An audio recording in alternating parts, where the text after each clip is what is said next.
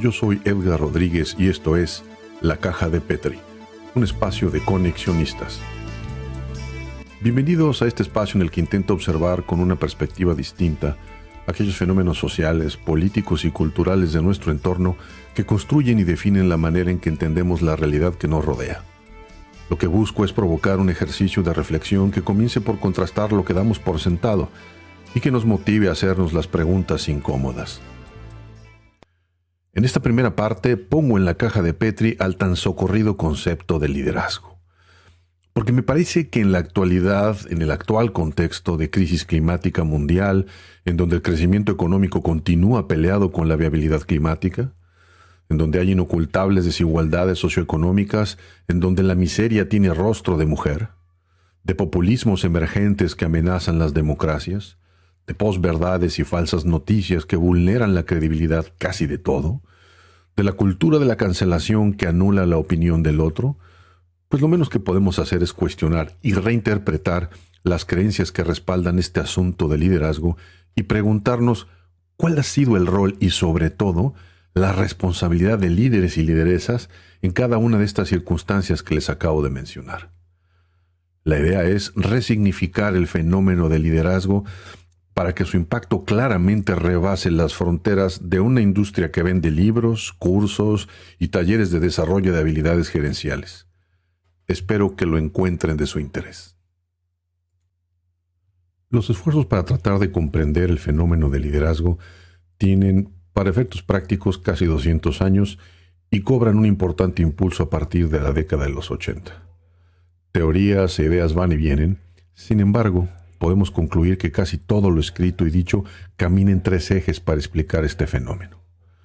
Primero, aquella explicación que sostiene que el líder nace, es decir, son las características innatas a su personalidad las que lo hacen un líder. Aquí se apoya toda esta carga ideológica que respalda las monarquías y algunas dinastías familiares en el mundo de los negocios, pues los líderes desde esta perspectiva son personajes ungidos por favores y preferencias inexplicables y hasta metafísicas. El líder es quien es porque lo merece, por el lugar donde nació. Segundo, que es un producto de un proceso. Se trata entonces de conductas y habilidades adquiribles como resultado de un sistemático entrenamiento. Justamente esa es la teoría que cobra mucha fuerza en la época de los 80s y que en la actualidad tiene mucha vigencia. Y finalmente una mezcla de ambas, que me parece que es la corriente que predomina actualmente.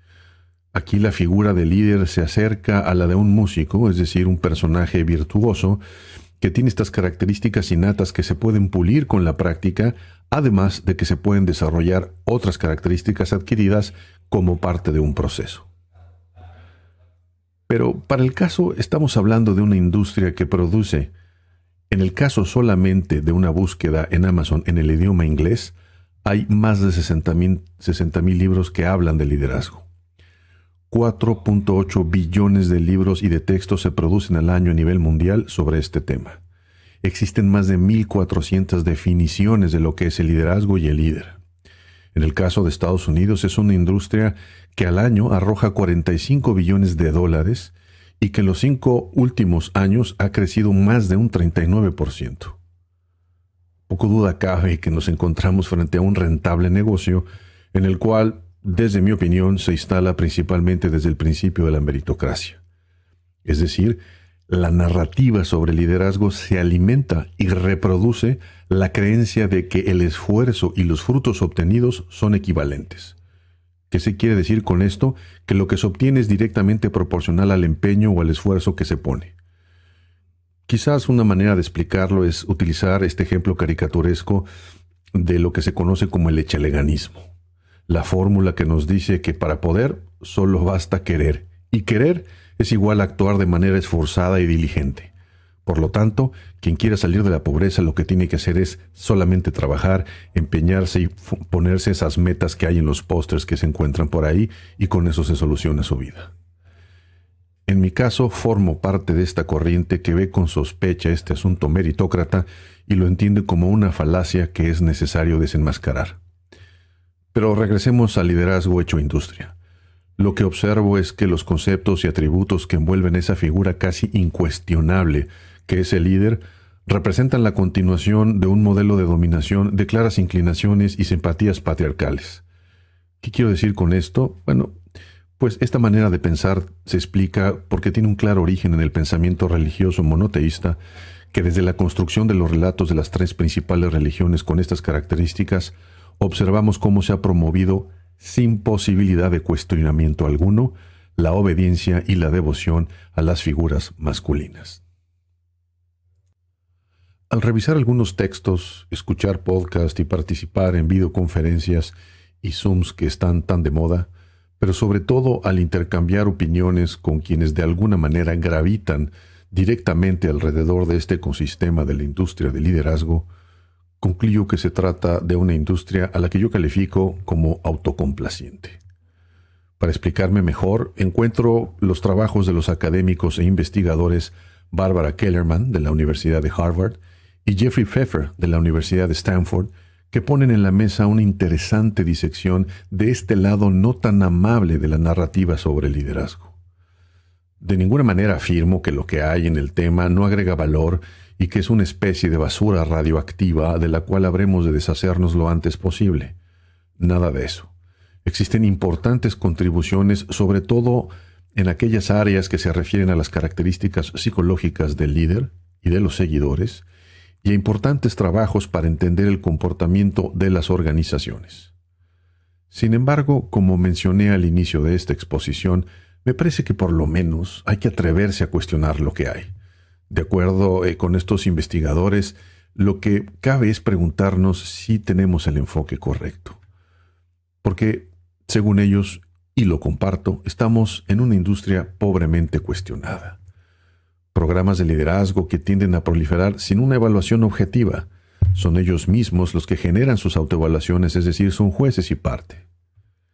El liderazgo es un área en donde la duda intelectual es una carencia y el contraste de ideas normalmente se hace en los mismos círculos de opinión, sin necesariamente contar con las observaciones de expertos de otras disciplinas.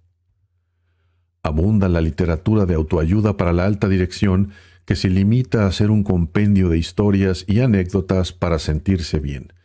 Aquí el confort emocional es el eje de toda esta estructura.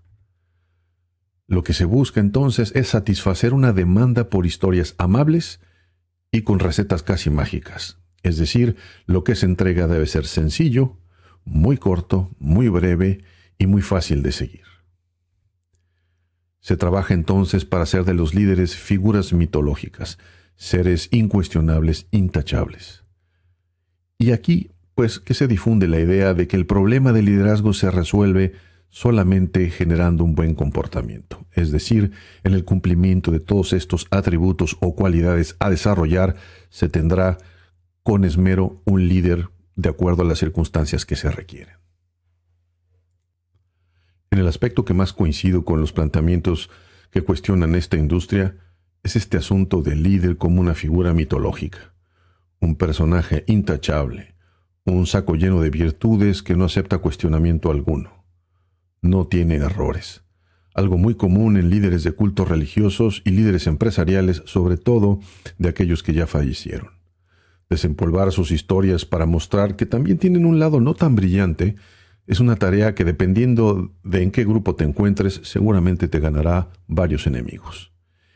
Y aunque no todos los ejemplos de líderes y lideresas son tan contrastantes, me parece que vale la pena tomar distancia de esta narrativa confeccionada para construir un culto a la persona e identificar el sistema de creencias que busca reforzar. Basta recordar que todo relato nos llega siempre a través de un filtro, y que este filtro funciona como una capa de cebolla que va construyendo paulatinamente distintas interpretaciones, pues en él se agregan las versiones de quien lo escribe, quien lo investiga, quien lo usa como referencia, quien lo difunde, quien lo reproduce, quien lo acomoda para sí. La reflexión que me interesa dejar aquí es que seguramente siempre tendremos en nuestras manos una historia que ha sido creada para vender una serie de hechos, datos y anécdotas que satisfacen, insisto, un sistema de creencias. En consecuencia, retar nuestra lectura y asimilación de las teorías de liderazgo y cuestionar si solo es una proyección de nuestro estilo y modo de vida, o si somos capaces de asomar la cabeza y observar que hay otra realidad y que toda moneda, subrayo, toda moneda, tiene dos caras. Identificar esto nos ayuda a entender al final del camino cuál es el rostro del éxito y del fracaso que se busca reforzar por medio del modelo de liderazgo que circula en donde nos encontremos. Porque el éxito, el logro en esta construcción meritocrática de líder es el principal atractivo. No hay una narrativa de liderazgo que carezca de un concepto de éxito basado en logros por esfuerzos del individuo en cuestión. Con la metáfora que tengamos de éxito-fracaso, seguramente mediremos a quien nos rodea y a sus esfuerzos por mejorar sus condiciones de vida. Entonces, al saber que el liderazgo es producto de una construcción social y no una verdad dada, me parece que aumentamos nuestras posibilidades de alejarnos de posturas intransigentes que polarizan y promueven desencuentros. Entender finalmente que el fenómeno de liderazgo es un asunto complejo que no se resuelve con manuales impresos en las cajas de cereal es un gran paso.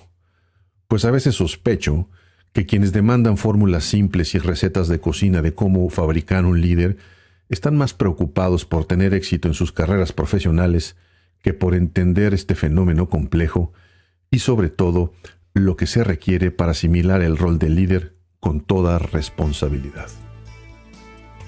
Esto ha sido todo por esta ocasión. En la siguiente entrega abordaré más sobre la dinámica entre el líder, los seguidores y los componentes que la caracterizan. Les agradeceré muchísimo cualquier comentario u opinión en la plataforma que hayan visto o escuchado estas entregas de la Caja de Petri. Gracias por haberme regalado unos minutos de su atención. Esto fue la Caja de Petri, un espacio de reflexión de conexionistas. Hasta la próxima.